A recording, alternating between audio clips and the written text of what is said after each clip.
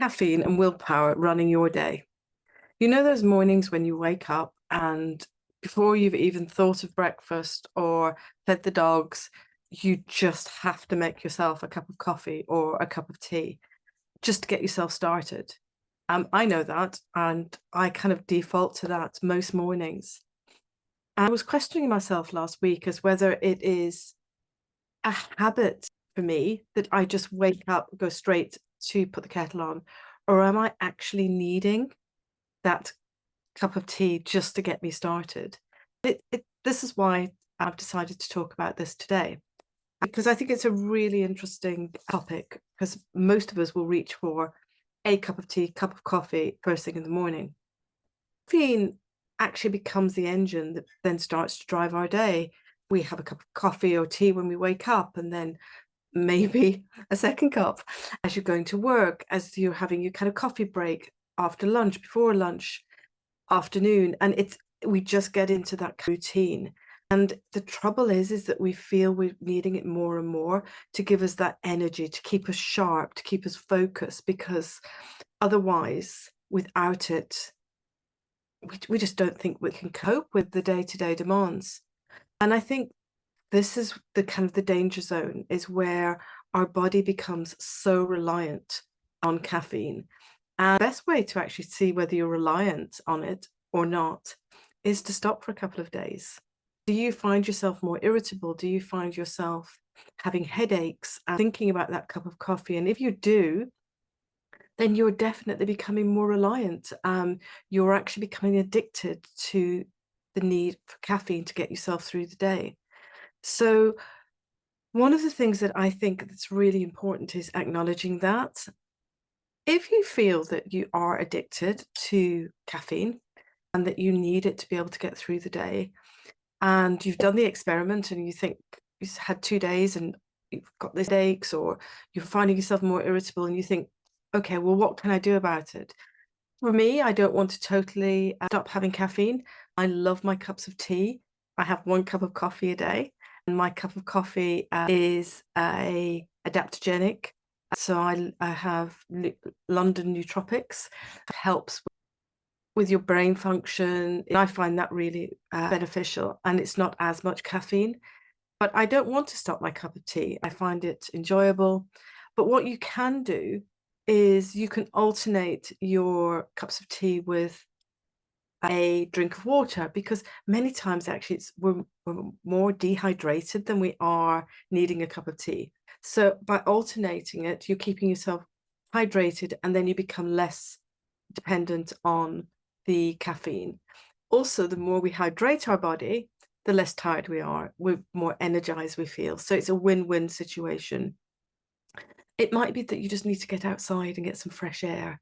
The tiredness could be down to staring at a screen or staring at paperwork.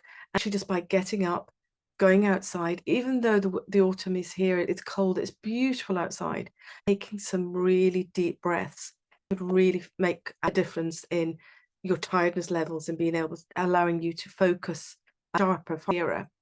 The other one is if you're tired, move. I know our natural feeling is I'm feeling tired, I need to sit down, I need to rest.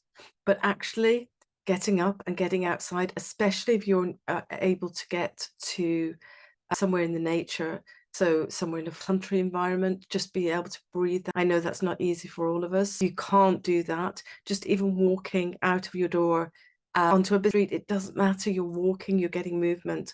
And I think that is really important. If the weather's really bad, although they say there's no such thing as bad weather, just bad clothes, but if you wanted to stay inside, use some stretches, you can yoga moves, have those at hand so that it's not something you're going to have to search for or try to find out what to do.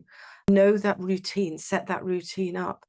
All of these can really, really increase your motivation, it can increase your energy, and it makes you less reliant on caffeine.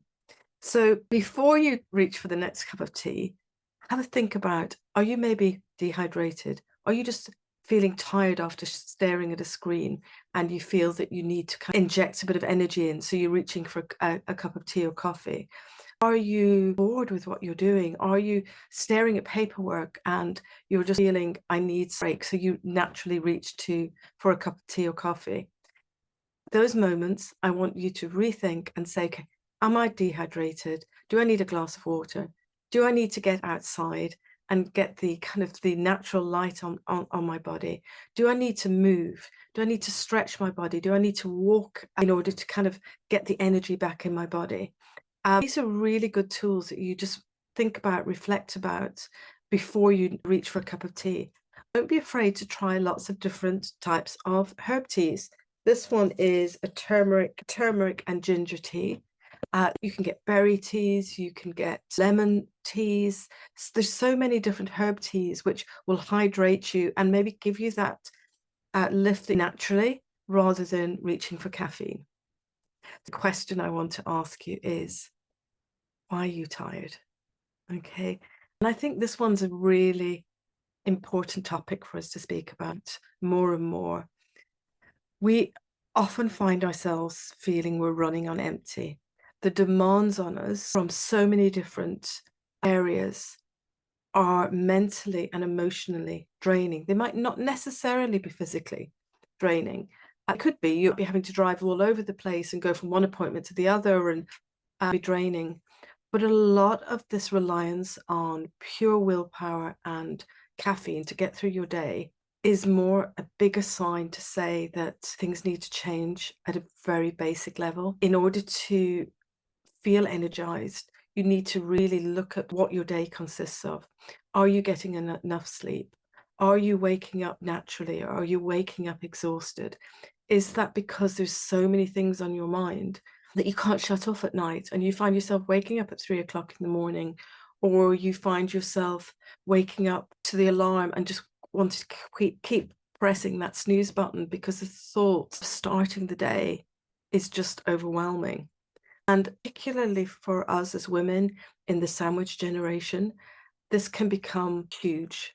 We just don't know which way to turn. We don't know which way, we don't know who to help. We don't know what steps we need to take. We're trying to juggle our career. We're trying to juggle our family life. We're trying to juggle helping our young people navigate the world at whatever level they are at.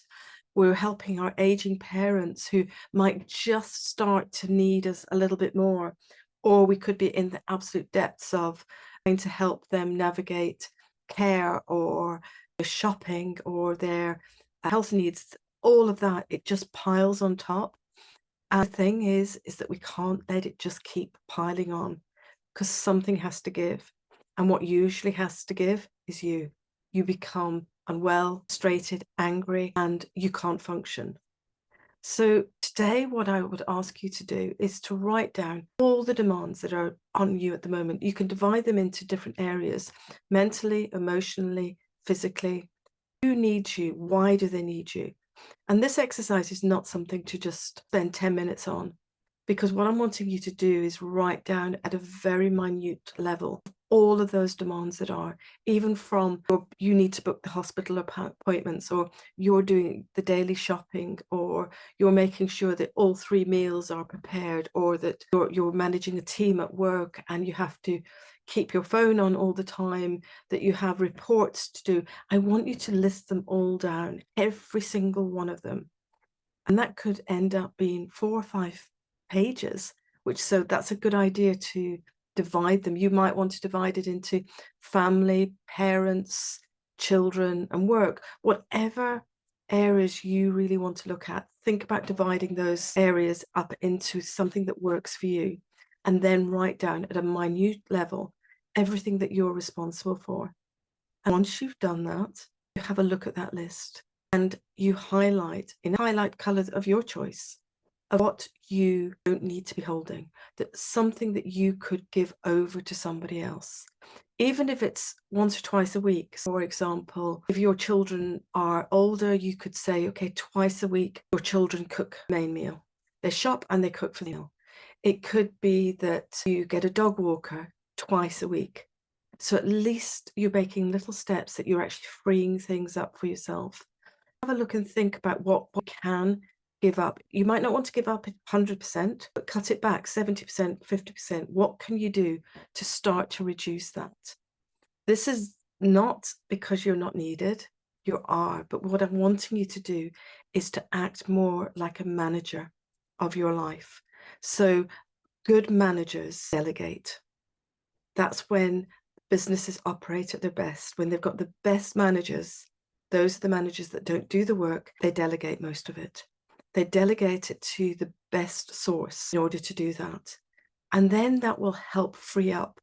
But what I'm not wanting you to do is then fill those pockets of freedom with extra tasks that you can take on. So we really need to be very strong on our boundaries here. What I'm wanting you to do is those free moments, I'm wanting you to think about what you can do for yourself. Dog walk, for instance, the dog walk is going to do twice a week. That's going to be your time. So on those times when you would normally walk the dog, what are you going to do for yourself? It could be meeting up with a friend. It could be reading a book. It could be doing some self-study. It could be listening to a podcast. It could be anything. But what it can't be is another responsibility. This is about filling you up so that you are going to be the best manager of your life, so that those people you love the most, and I know that's fundamentally what the issue is, why we give and give and give of ourselves, is because we love them so much.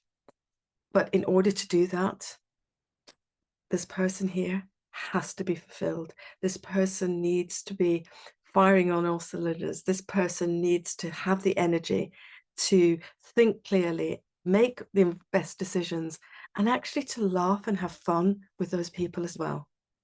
So we've gone from the caffeine dependency to understanding why we're so tired and working on that first, as well as at the same time reducing our caffeine.